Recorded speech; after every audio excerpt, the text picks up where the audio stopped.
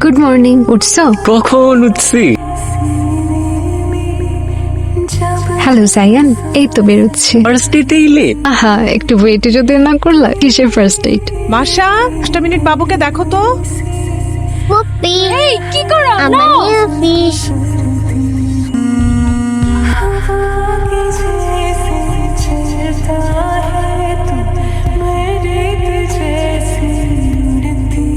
Hello. কই তুমি? Phone ধরতেছো না কেন আমার? কেন ধরবো? তুমি আমারটা ধরছো? সারাটা দিন ওয়েট করছি, এখন আসছে শোনো না বলতে। একবার জিজ্ঞেস তো করো কেন আসতে পারিনি।